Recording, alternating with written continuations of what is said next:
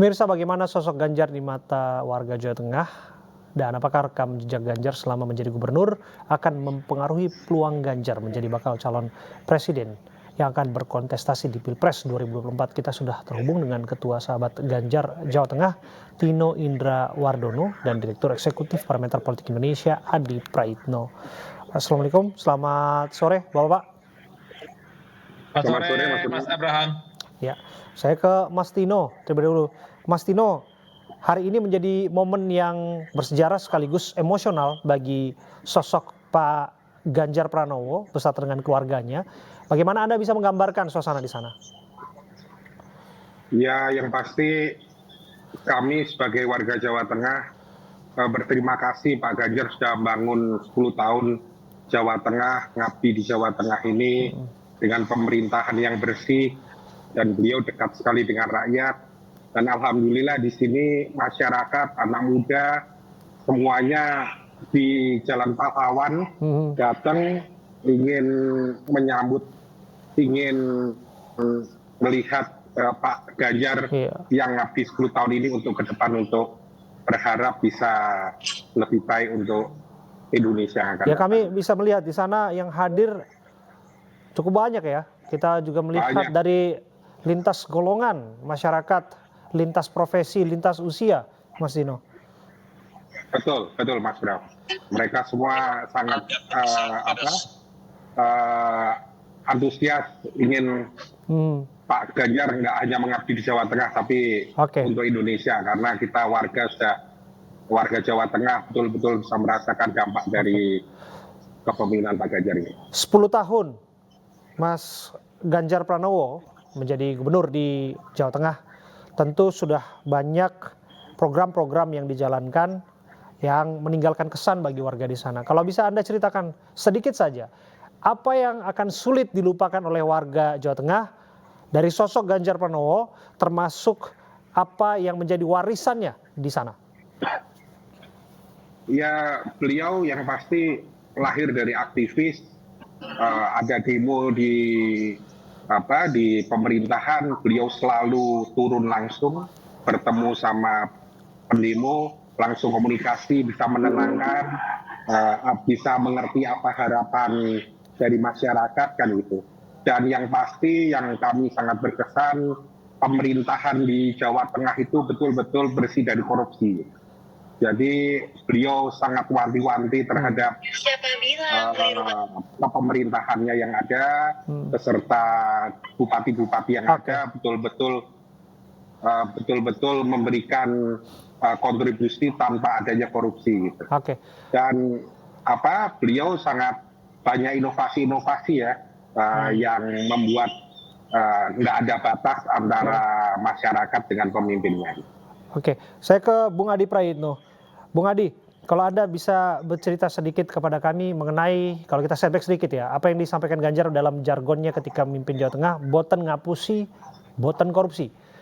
Apakah kemudian hal ini yang akan sulit dilupakan oleh warga di sana, sehingga pada akhirnya momentum hari ini menjadi momentum yang bersejarah bukan hanya bagi Ganjar secara personal, tapi juga bagi warga Jawa Tengah?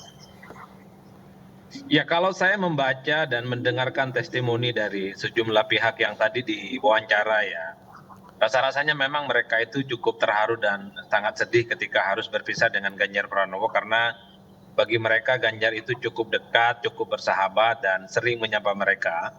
Dan yang paling penting adalah dalam kesaksian mereka itu, setiap aduan apapun yang disampaikan kepada Ganjar, itu langsung direspon terkait dengan infrastruktur dan pengaduan-pengaduan yang lainnya. Karena kalau kita melihat secara umum, Mas Abraham, salah satu kekuatan Ganjar Pranowo itu adalah respon yang cukup cepat dari aduan dari masyarakat, dan yang paling penting adalah kekuatan politiknya untuk menyapa langsung dengan masyarakat ya, dengan cara belusukan, datang ke pasar, menyambangi masyarakat dan berdialog dengan mereka. Hal-hal yang semacam ini tentu cukup membekas di hati masyarakat, karena di tengah pemimpin yang cukup berjarak, di tengah pemimpin yang cukup elitis dan agak sungkan untuk bertemu langsung dengan masyarakat, Ganjar saya kira bisa memenuhi dan memberikan ekspektasi bahwa seorang pemimpin itu tidak boleh berjarak dengan rakyatnya. Jadi pemimpin itu nggak perlu harus kelihatan yang menurut saya menampilkan sesuatu yang sangat luar biasa, tapi pada saat bersamaan dia itu berjarak dengan rakyatnya. Ganjar kalau ditanya kepada pemilih, kalau kita di survei-survei misalnya, salah satu kekuatannya adalah sederhana, merakyat apa adanya dan sering belusukan dan berkunjung ke masyarakat. Jadi tidak mengherankan kalau kemudian Ganjar itu dianggap sebagai replika dan dianggap sebagai duplikat dari gaya politiknya Pak Jokowi. Karena itulah yang kemudian membuat masyarakat itu begitu suka dan mungkin merasa kehilangan ya dengan Ganjar Pranowo.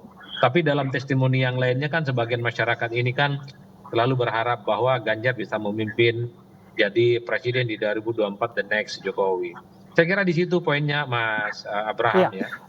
Jika demikian, Bung Adi, mengenai politik bicara soal momentum ya tentu saja. Apakah kemudian momentum perpisahan hari ini juga bisa menjadi indikator bagaimana animo dukungan yang akan mengarah kepada Ganjar Pranowo? Sekalipun kalau kita lihat memang kan itu tersentralisir di Semarang, Jawa Tengah, yang mana beliau menempati posisi sebagai orang nomor 1 di sana.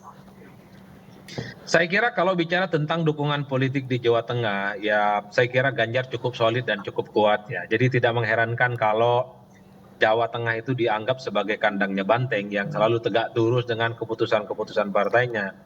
Jadi setelah per hari ini Ganjar tidak lagi jadi gubernur, satu-satunya cara yang harus terus diintensifkan dalam melakukan konsolidasi adalah bagaimana Ganjar pastinya akan melakukan roadshow dan safari politik ke wilayah-wilayah lain yang selama ini misalnya belum dikunjungi dan belum maksimal didatangi oleh Ganjar. Kalau bicara Jawa Tengah misalnya ataupun bicara Jawa Timur, saya kira tentu Ganjar sangat kuat dan basis-basis pemilihnya cukup solid.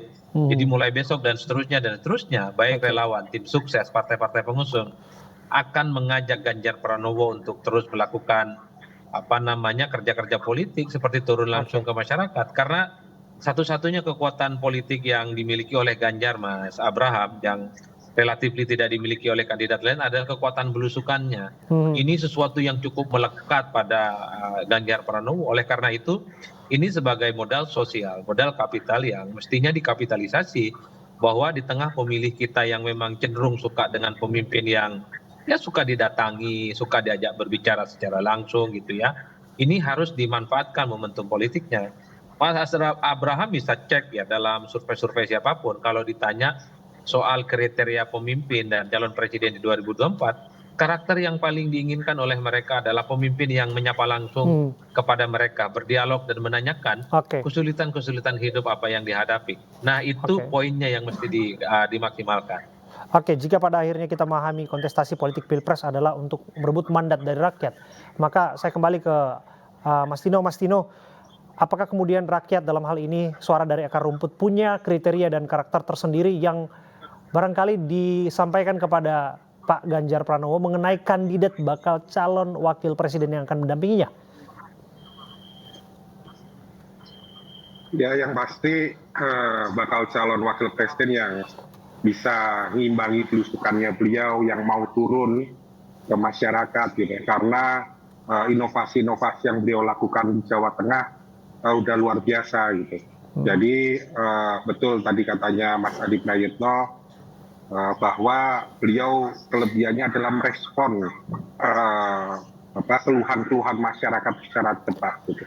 Jadi tentunya memang harus bisa mengikuti calon wapres, dan seperti di yang kedua di eranya Pak Ganjar di Jawa Tengah ini, Gus Yassin ditugaskan khusus karena beliau latar belakangnya NU kan gitu ya, ditugaskan khusus di bidang pendidikan agama, di masjid-masjid, di bidang agama. Jadi di sisi yang lain itu diselesaikan sama Pak Ganjar. Intinya Anda berharap dari latar belakang santri begitu, Mas Tino? Ya enggak juga, yang pasti karena beliau dari nasionalis, ya tentunya yang bisa kelompok agamis mendongkrak Pak Ganjar, betul. Yang pasti kami mendukung Pak Ganjar, yang pasti capres ya gitu. Karena beliau juga istri juga sudah dari keluarga Kiai, keluarga NU gitu. Kalau siapapun calon wakil presidennya, kami yakin lah Pak Ganjar sudah dijual di untuk rakyat Ya, Indonesia. namanya juga harapan sah-sah saja bila disampaikan. Itu dia, Bung Adi, kalau disebutkan tadi ada harapan, apakah Anda juga bisa melihat karakter yang disampaikan tadi mengenai bisa mengimbangi karakter Ganjar Pranowo yang belusukan dan bagaimana merespon masyarakat, termasuk latar belakang santri agamis, apakah memang ke arah sana nantinya? Sekalipun kita masih menunggu, tentu saja momentum pengumuman siapa bakal calon wakil presiden yang disebutkan malam tadi sebetulnya sudah ada namanya. Ya, saya kira memang kalau kita melihat langgam politik kita ya, Mas Abraham dan Mas Vino, bahwa kita itu selalu ingin melihat bagaimana pasangan capres dan cawapres itu saling melengkapi. Pak Ganjar itu adalah sosok nasionalis, maka yang diharapkan sosok pendampingnya itu yang relatif religius ataupun agamis ya. Kalaupun toh ada sosok yang kemudian muncul dari kalangan Jawa, maka calon wakilnya dari kalangan non-Jawa. Itu adalah rata-rata kecenderungan publik secara umum. Taman itu tadi, model kampanye yang paling disukai oleh publik saat ini adalah bagaimana melakukan penetrasi langsung ke rakyat. Nah, istilahnya dulu itu kan yang dipakai oleh teman-teman pemenangannya Pak Jokowi adalah belusukan. Belusukan itu kan bukan hanya soal belusukan, tapi dia melakukan akselerasi belanja masalah dan kemudian berdialog ya dari hati ke hati soal bagaimana kesulitan yang dihadapi oleh rakyat. Itu yang paling penting. Saat ini sudah tidak zaman pemimpin itu berada di Menara Gading, dia tidak ngerti persoalan-persoalan yang dihadapi oleh rakyatnya. Oleh karena itu modal sosial dan modal kapital turun langsung belusukan ke rakyat ini harus dijaga momentum politiknya. Karena pikiran kita itu pendek-pendek. Calon pemimpin, calon presiden itu kalau mudah diajak bicara, mudah diajak ngobrol, mudah diajak selfie, biasanya itulah yang kemudian akan mereka pilih di 2024. Makanya kunci untuk memenangkan rakyat itu adalah sering ketemu masyarakat, belusukan, kunjungi mereka, yakinkan mereka, hadir ke TPS dan mencoblos nantinya, bukan yang lainnya. Ya, kalau Anda sebutkan tadi nilai plusnya adalah bagaimana komunikasi Ganjar Pranowo dengan rakyat yang dianggap begitu cair dan luas ya. Tentu saja bicara mengenai konteks Pilpres 2024, yang namanya pertarungan politik, sekalipun Anda punya hitung-hitungan politik, berbagai mekanisme, tapi tetap saja selalu ada tantangan, selalu bisa saja tidak terpajak ke depannya. Barangkali Bung Adi bisa jelaskan apa tantangan terbesar dari Ganjar Pranowo ke depan yang akan dihadapi. Saat ini jabatan politik, jabatan sebagai gubernur Jawa Tengah sudah ditanggalkannya, maka kemudian tantangan ke depannya dalam kontestasi Pilpres ini, apa yang menurut Anda paling besar yang akan dihadapi dia? Ya, saya kira banyak hal ya yang akan dihadapi Ganjar ke depan. Pertama misalnya akan ditanya apa kira-kira legacy dan prestasi politik yang sudah dilakukan oleh Ganjar Pranowo selama 2 periode menjadi gubernur di Jawa Tengah. Itu kan sebenarnya pertanyaan-pertanyaan umum yang selalu disampaikan oleh publik dan perlu juga dijawab oleh tim Ganjar dan pemenangan Ganjar Pranowo sebagai bentuk kepercayaan kepada publik bahwa Ganjar selama 10 tahun jadi gubernur Jawa Tengah telah memberikan banyak hal yang sudah disampaikan. Misalnya soal pemberantasan korupsi, soal aksi cepat, respon semua persoalan-persoalan dihadapi. Selama ini kan itu belum tersampaikan secara maksimal kepada publik. Publik hanya melihat Ganjar itu adalah sosok yang sering belusukan, sering ya bertemu dengan masyarakat gitu ya.